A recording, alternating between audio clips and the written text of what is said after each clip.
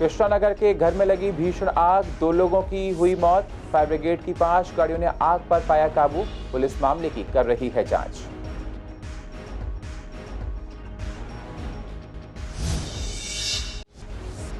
सीलमपुर के 10 साल के मासूम की हो गई मौत। हैवानियत के शिकार हुए बच्चे ने 13 दिन बाद दम तोड़ दिया। पिटाई और हैवानियत से पूरे शरीर में फैल गया था इन्फेक्शन। जीटीबी अस्पताल में एक कर्मचारी ने 5वीं मंजिल से कूदकर की आत्महत्या। अस्पताल के डेंटल डिपार्टमेंट में था कार्यरत। पारिवारिक समस्या को लेकर विनोद रहता था परेशान। पुलिस ने शव को कब्जे में लेकर पोस्टमार्टम के लिए भेजा। सीबीडी ग्राउंड में रावण लगभग बनकर हो गए हैं तैयार। दहन में इस बार कोल्ड पटाखों किया जाएगा इस्तेमाल। रावण दहन के दौरान चलाई जाएगा पटाखों का साउंड। दिल्ली सरकार ने पटाखों पर लगा रखा है बैन। श्रीराम कॉलोनी की फैक्ट्री में लगी आग। 12 साल का बच्चा झुलसा अस्पताल में दाखिल। अवैध रूप से चलाई जा रही थी सिलाई मशीन की फैक्ट्री।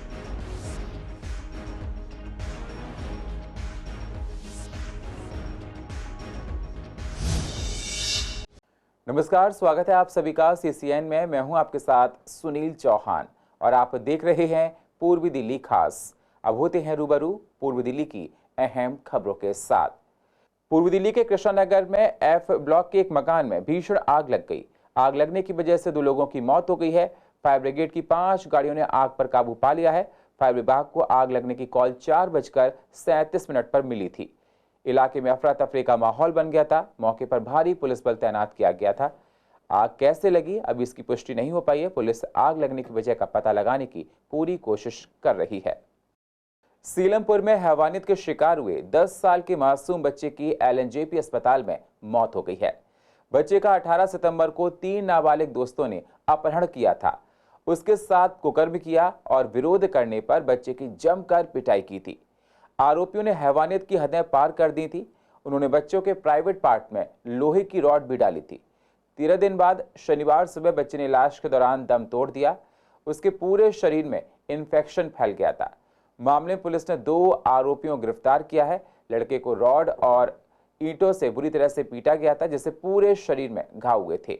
डर की वजह से इस मासूम बच्चे ने अपने घर पर किसी को कुछ नहीं बताया था। वह अकेला दर्द सहता रहा, लेकिन जब दर्द बर्दाश्त नहीं हुआ तो उसने अपनी मां को इस बारे में बताया। तबीयत बिगड़ने पर परिजन उसे अस्पताल ले गए, जहां से पुलिस को सूचना मिली थी। पीड़ित छात्र परिवार के साथ सीलमपुर इलाके में रहता था। परिवार में माता पिता और दूसरे सदस्य हैं। ये बच्चा 5वीं क्लास में पढ़ता था। आरोप है कि 18 सितंबर को सुनसान जगह पर ले जाकर उसके 3 लड़कों ने छात्र के साथ जबरन कुकर्म किया। विरोध करने पर आरोपियों ने रॉड और ईंट पर उस पर हमला किया। इसके बाद भी आरोपियों का दिल नहीं भरा तो उन्होंने उसके निजी अंग में रॉड डाल दी। शुरुआत में परिवार ने मामला ही दर्ज कराने से इनकार कर दिया था, लेकिन काउंसलिंग कराने पर परिवार FIR दर्ज कराने को तैयार हुआ। पुलिस ने कुकर्म और पॉक्सो समेत दूसरी धाराओं में मामला दर्ज करके 2 नाबालिग लड़कों को पकड़ा है। दोनों लड़कों को JJ बोर्ड में पेश किया गया, जहां से उनको बाल सुधार गृह भेजा जाएगा। मामले में दिल्ली महिला आयोग ने पुलिस को नोटिस देकर 28 सितंबर तक जवाब मांगा था और बच्चे के बारे में जानकारियां शेयर की थीं। बच्चे ने 18 तारीख को मुझसे कहा मैं चोट लग गई, गिर गया। मैंने कहा बेटा कैसे गिर गया तो कहने लगा अम्मी चोट लग गई। 3 दिन के बाद जब ज़्यादा परेशानी होने लगी तो मेरा बच्चा कह रहा अम्मी मैं तुम्हें सच सच बताता हूँ, मारोगी तो नहीं? मैंने कहा नहीं मारूंगी नहीं बेटा। अम्मी मुझे ना वो लोग मार देंगे। मैंने कहा नहीं बेटा मारेंगे नहीं, तुझे मारेंगे नहीं, बता बाबू। जब उन्होंने कहा अम्मी रहमत और दानिश और शोएब उन्होंने मुझे बहुत बुरी तरह से मारा, मेरा डंडा भी करा अम्मी, मैंने बहुत दर्द हो रहा है। जब उसने ये कहा तो मुझसे बर्दाश्त नहीं हुई। जब मैंने अपने बच्चे को भागा दौड़ी करी, मैंने मेरे बच्चे का इंसाफ चाहिए। मेरे बच्चे का क्या हाल करा इन्होंने, मुझसे नहीं बर्दाश्त हुई। उसे रहमत को बुलाओ, वो सब बताएगा। अम्मी उसे रहमत को पता है, वो ही बताएगा कि मैं कहने में 2 लड़के कौन है। अरे मेरे बच्चे तो ख़त्म हो गया, इन लोगों ने कुछ नहीं करा। डॉक्टरों के पास ले गई, डॉक्टरों ने मैंने क्या देखना मेरे बच्चे की परेशानी हो रही है। उन लोगों ने कहा ठीक है इलाज हो जाएगा। इलाज रोड डाल दी मेरे बच्चे के हलक में, सीने में डाल दी, कहने लगे ठीक है इलाज हो जाएगा तुम्हारे बच्चों का। मैं उसी चक्कर में बैठी रही। फिर उसके बाद आईसीयू में डाल दिया। मैंने कहा आईसीयू में तो क्यों ले जा रहे हो, आईसीयू में तो मेरा बच्चा बचेगा नहीं। कहने लगे बच जाएगा। इन लोगों ने 2-3 दिन तक सही करते रहे। फिर उसके बाद आज में जो मेरी बच्ची ने देखा है उसका हाल के बहुत बुरा हाल कर रखा था, सीने पे कूद रहे थे। इससे पूछिए रात को रुकी थी मेरी बेटी। कार्रवाई होनी चाहिए और उस लड़के को भी नहीं पकड़ा, उस लड़के को भी नहीं पकड़ा अभी तक। लापरवाही करी दिल्ली पुलिस ने। इन्होंने आज मेरे बच्चे की हालत हुई है तो आज मैं कैसे मानूं कि सुबह आके खड़े हो गए अस्पताल में। क्यों खड़े हो गए अस्पताल में आज? तुम्हें पता थी कि मेरा बच्चा आज मरेगा? इन्हें पता थी? कितने बजे? सुबह अंधेरे आके खड़े हो गए दिल्ली पुलिस। पहले से नहीं आए। एसएचओ से मैं बोली देखो मेरे बच्चे की बहुत बुरी हालत हो रही है, ठीक हो जाएगा, कार्रवाई करेंगे, तुम्हें समझेंगे। तो आज कैसे तुम्हें पता थी कि मेरी बच्ची जब बता रही है परसों को इन्हें वो करा जाएगा तो इसका मतलब ये बात सच है कि तुमने जो कहा है ना कि परसों ट्रैफिक कर देंगे, ये कर देंगे, तो ये हकीकत है। तुम्हें पता थी सुबह तुम लोग आके खड़े हो गए, उससे पहले क्यों नहीं आए खड़े हो?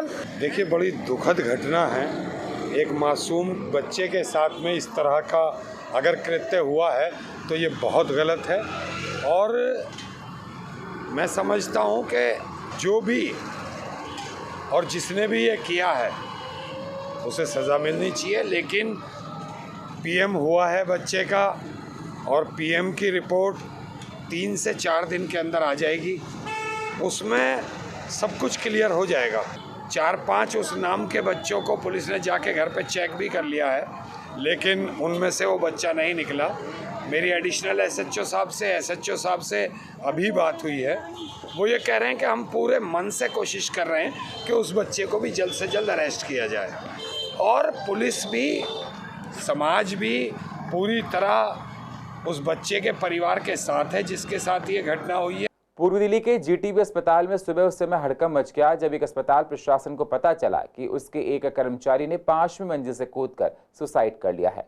अस्पताल के अंतर्गत ड्यूटी के दौरान उन्होंने 5वीं मंजिल से कूदकर जान दी।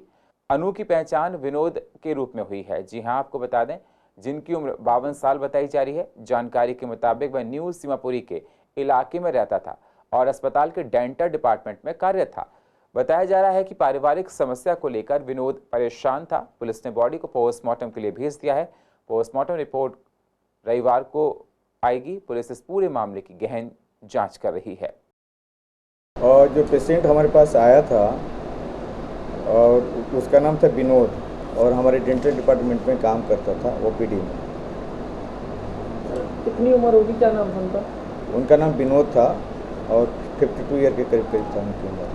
ये तो नहीं पता कि सुसाइड किया है, लेकिन वो जो लाया था बंदा वो हमारे हॉस्पिटल के स्टाफ थे और पीसीआर के। लगभग हमारे यहाँ तो 11:45 पर लाया गया है कैजुअल्टी में और वहाँ पर करीब 10-15 मिनट पहले की बात होगी।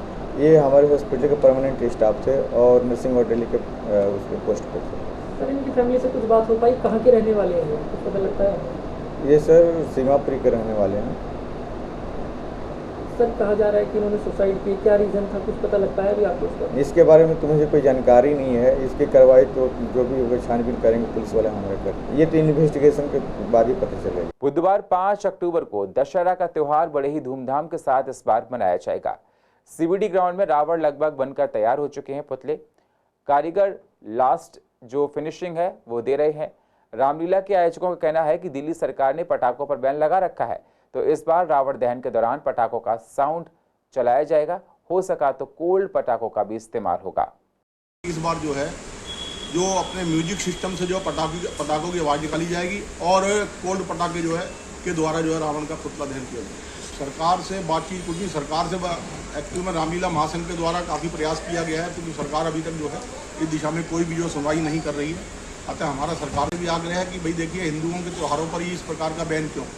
इस बार रावण के अंदर ड्यू टू गाइडलाइंस हम लोग ग्रीन पटाखों का इस्तेमाल कर रहे हैं, लेकिन सुना है कि दिल्ली सरकार ने कोई ग्रीन पटाखों पर भी बैन लगाया। लेकिन ये समझ नहीं आता है कि हर बार ऐसा क्यों होता है कि दिल्ली सरकार ही आगे बढ़ के ऐसा काम करती है। क्यों सुप्रीम कोर्ट है, हाई कोर्ट है, उन्होंने तो कोई बैन नहीं लगाया। दिल्ली गवर्नमेंट को ऐसी क्या आफत आ गई कि उन्होंने ही सिर्फ रावण के ऊपर या दिवाली के ऊपर, दशहरे के ऊपर बैन लगाने के लिए ये सब काम किया। क्योंकि जब ग्रीन पटाखे चल रहे हैं तो बहुत अच्छी बात है, पर दिल्ली सरकार तो पूरी तरह से रोकने में तैयार हो रही है। अगर गवर्नमेंट चाहे तो हिंदू त्योहारों को अच्छे और हर्षोल्लास से मनाया जाए, तो सब देखते हैं। उत्तर पूर्व दिल्ली के खजूरी खास इलाके की श्रीराम कॉलोनी में शुक्रवार को एक घर में आग लगने से एक बच्चा झुलस गया। बच्चे को एलएनजेपी अस्पताल में दाखिल कराया गया है। बताया जा रहा है कि बच्चे का नाम रकीब उर्फ आर्यन है और उसकी उम्र 12 साल है। झुलसने के बाद उसे पास के ही अस्पताल ले जाया गया था, लेकिन उसे एलएनजेपी अस्पताल में रेफर कर दिया गया। पुलिस को इस मामले की सूचना नहीं दी गई थी, लेकिन जब बच्चा झुलसकर अस्पताल पहुंचा तो सूचना पुलिस को दी गई। पुलिस मामले की जांच कर रही है। बताया गया है कि जिस घर की छत पर बच्चा खेल रहा था, उसके पास के घर में अवैध रूप से सिलाई मशीन की फैक्ट्री चल रही है। मशीन में शॉर्ट सर्किट होने की वजह से आग लग गई। पास ही काफी कपड़े पड़े हुए थे और उन कपड़ों में आग फैल गई। वहीं कपड़े आसपास उड़कर चले गए और एक जलता हुआ कपड़े ने इस बच्चे को भी अपनी चपेट में ले लिया। वह काफी झुलस गया है। राजधानी वासियों को अब डीटीसी और क्लस्टर बसों के लिए लंबा इंतजार नहीं करना पड़ेगा। अब उन्हें 5 से 10 मिनट के इंतजार में ही बसें उपलब्ध होंगी। दिल्ली सरकार ने 20 साल बाद डीटीसी के रूटों में बदलाव किया है। कुल मिलाकर 26 नए रूट चलाए जा रहे हैं और इसके लिए 151 बसें दी गई हैं। दिल्ली सरकार का कहना है कि अब ये प्रयोग के तौर पर किया जा रहा है। अगर ये प्रयोग सफल रहता है तो फिर और रूट भी चलाए जाएंगे। सरकार का कहना है कि लोगों को मेट्रो स्टेशन पर पहुंचने और वापस घर तक पहुंचने के उद्देश्य से ये रूट प्लान किए गए हैं। वैसे तो 26 रूटों पर नए रूट दिए गए हैं, लेकिन पूर्वी दिल्ली में सिर्फ 3 रूट नए ही चलेंगे। इनमें से एक रूट का नंबर है 229 और इस रूट पर 5 बसें दी गई हैं। रूट नंबर 229 की बसें नंदनगरी टर्मिनल से शुरू होंगी और इंद्रलोक मेट्रो स्टेशन पर समाप्त होंगी। रूट नंबर 354 की नया चलाया जा रहा है। इस रूट की बसें शादरा टर्मिनल से शुरू होकर इंद्रलोक मेट्रो स्टेशन तक चलेंगी। इस रूट पर 5 बसें दी गई हैं। यमुना पार को एक और रूट मिला है जिसका नंबर है 946 और इस रूट पर 14 बसें चलेंगी। रूट नंबर 946 की बसें आनंद विहार आईएसबीटी से मंगोलपुरी के क्यू ब्लॉक तक चलेंगी। इन रूटों पर बसें रविवार 2 अक्टूबर से चलनी शुरू हो जाएंगी। कहा जा रहा है कि इसके बाद कुछ और नए रूट भी चलेंगे। दिल्ली सरकार ने वायु प्रदूषण की समस्या से निपटने के लिए और सख्त कदम उठाने शुरू कर दिए हैं। प्रदूषण लेवल को कम करने के लिए कई तरह के अभियान भी लगातार चलाए जाते रहे हैं।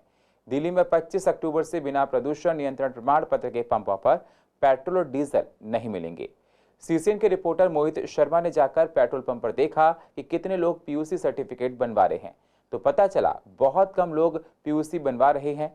अधिकारियों ने बताया कि हर दिन 50 से 60 गाड़ी का पीयूसी बनाए जा रहे थे। उनका कहना है कि आदेश आने के बाद आज से मतलब ज्यादा लोगों का पीयूसी बनना शुरू हो गया है। ये अब तो वैसे ज़्यादा लोगों ने करा चुके हैं, मतलब एक दिन 60 से 65 गाड़ियाँ हो रही है। वो चलाने रिमाइंडर भेज रहे हैं, खाली करवा लो, ना कि चलान भेज रहे हैं भैया। अच्छा, खाली रिमाइंडर आ रहा है, वहाँ पर रिमाइंडर भेजते हुए जो भी कस्टमर खत्म हो रहा है, एक्सपायर हो रहा है, वो आ रहा है करवाने। मैडम बहुत नुकसान है, महंगाई इतनी है, कोई पेट पे तो लग नहीं रहे। हो सकता है कोई इमरजेंसी हो, भूल जाता है आदमी जैसे। और 10,000 तो बहुत बड़ा अमाउंट है। 500 कर लो, 1000 कर लो, आदमी अफोर्डेबल है, लेकिन 10,000 तो बिल्कुल आंख मीच के कर दिया, कुछ भी कर दो। अभी जो है मोस्टली 60% लोग करवा रहे हैं, 40% लोग करवा नहीं रहे आज। जब तो इतनी लाइन लगी हुई थी पोल्यूशन की, उसमें पहले पेट्रोल पंप पे जो है इतनी लंबी लाइन लगी हुई थी पोल्यूशन के लिए कि लोगों को आधा 1-1 घंटा वेट करना पड़ता था पोल्यूशन करवाने के लिए। और अब जो है लोग जो है फिर भूल गए पोल्यूशन करवाना। आज अंतर्राष्ट्रीय वृद्धजन दिवस है। हर साल 1 अक्टूबर को ये मनाया जाता है। आज पूरी दुनिया में वृद्धजनों के सम्मान और उनके देखभाल के प्रति जागरूकता बढ़ाने के लिए अंतर्राष्ट्रीय वृद्धजन दिवस मनाया जा रहा है। अक्सर लोग रिटायरमेंट को बुढ़ापे की शुरुआत, आराम का वक्त और जीवन का आखिरी दौर मानकर शांत बैठ जाते हैं। अंतर्राष्ट्रीय वृद्धजन दिवस के उपलक्ष्य में आज डीसीपी ऑफिस में कार्यक्रम का आयोजन किया गया, जहां लगभग 200 सीनियर सिटीजन ने पार्टिसिपेट किया। डीसीपी ने बताया कि ये सीनियर सिटीजन के हेल्थ चेकअप किया गया है और कल्चरल एक्टिविटी भी कराई गई है। सीनियर सिटीजन हेल्पलाइन नंबर के बारे में लोगों को भी जागरूक किया गया है। अभी आज जो अक्टूबर 1 international day of senior citizen, international day भी कहते हैं। तो इसका कार्यक्रम हम हर साल बनाते हैं शाहदरा ज़िले की तरफ से। वैसे इसी साल भी हम बना रहे हैं। इसमें तमाम जो शाहदरा ज़िले का जो वरिष्ठ नागरिक हैं, हमने इनको इनवाइट किया गया है। उसमें कम से कम 200 जो वरिष्ठ नागरिक हम आज यहाँ पर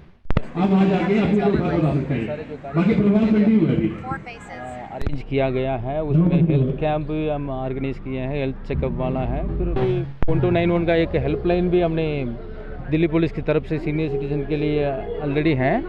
उसके अलावा हमेशा जो 112 नंबर वाला है, कभी भी कॉल है 112 में कर सकते हैं। हमारा जो MP जो PCR वैन है तुरंत पहुंच सकें। उसके अलावा हर ज़िले में सीनियर सिटीजन सेल है। इसमें सीनियर सिटीजन का सारे डेटा बैंक हमारे पास होती हैं। वैसे हमारे ज़िले में कम से कम 3500 के आसपास का सीनियर सिटीजन है। उनको हमेशा ये रोज़ कांटेक्ट करते हैं, फ़ोन में बात करते हैं, ज़रूरत पड़ेगा तो जाके मिल के भी आते हैं। ये बहुत ही अति सुंदर है और मैं 2-3 साल से लगातार मैं इसमें आ भी रहा हूँ और हर साल जो है अच्छे से अच्छा ही कार्यक्रम होता है। और बुजुर्गों के लिए एक तो मनोरंजन हो जाता है, दूसरे उनके समय के लिए समस्याएं सुन ली जाती हैं। तो बहुत ही अच्छे प्रोग्राम रहते हैं। एक दंपति के बीच वो आ गई तो अच्छा खासा घर खराब हो गया और पति ने पत्नी और बेटे को घर से निकाल दिया।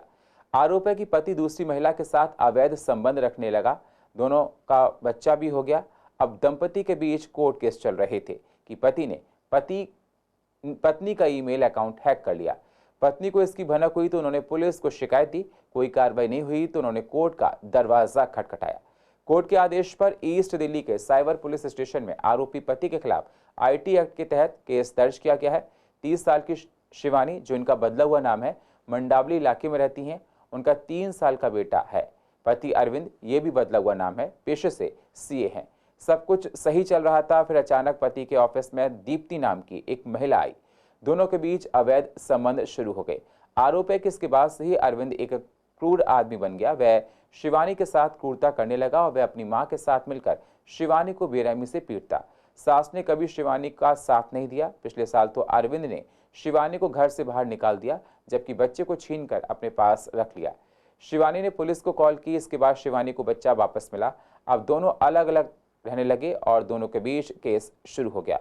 इस बीच मई 2022 में शिवानी को उनकी दूसरी ईमेल ID पर एक नोटिफिकेशन मिला, जिससे उन्हें पता चला कि उनका ईमेल अकाउंट हैक हो गया है, जो उनके पति ने ही किया है। इसके बाद उन्होंने लोकल पुलिस से लेकर दिल्ली पुलिस कमिश्नर तक को इस बारे में शिकायत देकर पति के खिलाफ कार्रवाई की मांग की है। शिवानी ने बताया कि पुलिस ने कई महीनों तक कुछ नहीं किया तो उन्होंने कोर्ट में अपील की, जिस पर कोर्ट ने पुलिस को इस आदेश में FIR दर्ज करने के आदेश दिए थे, जिसके बाद 27 सितंबर को केस दर्ज किया गया है।